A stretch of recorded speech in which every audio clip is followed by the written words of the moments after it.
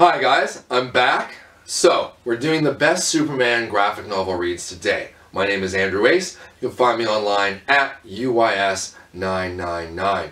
I'm on Twitter, Instagram, the whole 9 yards. So, talking best Superman reads, and I should look at the camera while I'm talking, best Superman reads, I've chosen Superman Brainiac. Now this is by Geoff Johns and Gary Frank. What makes this a great read is, well, Geoff Johns is a phenomenal writer. If you know anything about DC in the last 10 or so years, he's, revitalized the Green Lantern line, he revitalized the Flash series, he was a major architect of Flashpoint and into the New 52, and has been promoted to being the chief creative officer of the company.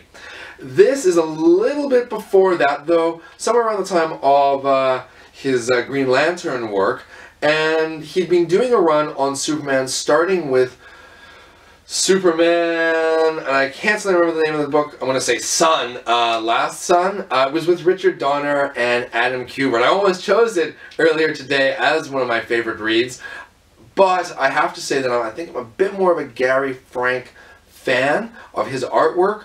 Also, this was as the book was moving, the series was moving forward, and you're seeing more and more of his plot lines, threads come together and be resolved and culminate in sort of, epic battles, fantastic storylines. So, Gary Frank's artwork, and I'm proud to say that I own a page from this series, as I love having, original art hanging on my walls.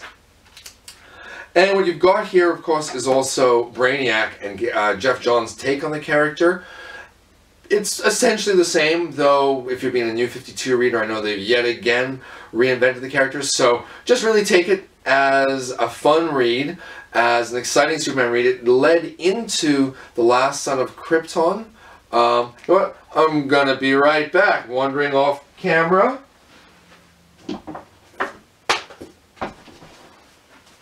And wandering back onto oh my god, hopefully it didn't just click away. So Last Son, that was the one I was just chatting about, and then it leads into, New Krypton, which was a phenomenal storyline that saw Krypton being sort of reborn, Earth, and then moved to the moon or something. But a fun Superman read, and I gotta admit, I'm not a huge New 52 Superman fan. I don't know. But if you're looking for a great Superman read, check out Superman and Brainiac. Yeah, Superman and Brainiac. So, the other book, next book I want to chat to you about, is Superman Batman. Now this was a run, early 2000s, Jeph Loeb again. Jeph Loeb. And the artist on this is Michael Turner. Michael Turner, who's passed away. Michael Turner, who's famous for his incredible covers and the controversy surrounding some of them regarding his portrayal of women and more just, their body structure, the anatomy. There's a famous Power Girl poster or comic book cover that really struck up a bit more controversy than his other covers. But, he also did a lot of work, and I have the poster for his Flash, Wonder Woman, Supergirl, and what this then is Jeph Loeb and Michael Turner reintroducing Supergirl into the DC universe. Now, if you're a New 52 reader, you're like, what? She's already in it? Yeah, fair enough. But prior to the New 52, there'd been a good period, where Supergirl hadn't existed. They'd had this sort of alien shapeshifter that worked with Lex Luthor because she'd fallen in love with him, and I'm actually going to come back to that when I'm talking about the death of Superman.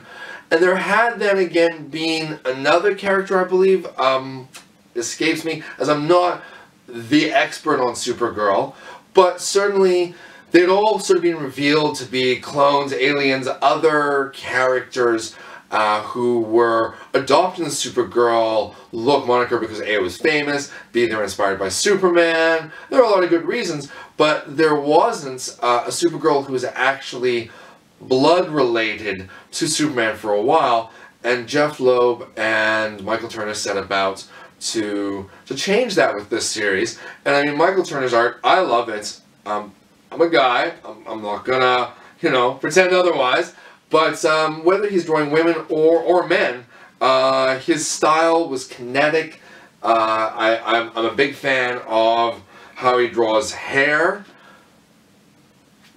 You know, he's got that anime, almost manga eye look, very big eyes. He certainly has a distinctive style. I enjoy it. So, you should maybe give it a try. This isn't the first book in the series. This is the second volume. The first volume was by... Oh, I can't believe I'm drawing a blank on this. I'm just going to look down for a moment. Here we go. Superman and Batman Public Enemies, and that's by Ed McGuinness. Sorry, I couldn't believe I couldn't remember that. This is being done into a DC animated series, and is a fun read. It's a great read. I would start there, but Michael Turner's second volume of this series just really eclipses that in terms of both art, storytelling for me, and a fantastic introduction to Supergirl that then went on for a really great series. You know, maybe by issue 30 or so it was not doing so well, but that I did collect in its entirety, and I gotta say that was definitely in part by how hooked I'd been by the character in this volume. So, Superman, Batman, Supergirl by Jeph Loeb and Michael Turner. Alright guys, so I've got 2 more books to chat, but I'm going to take another break, and yeah, I'll be right back. Hope you guys are enjoying this. Cheers!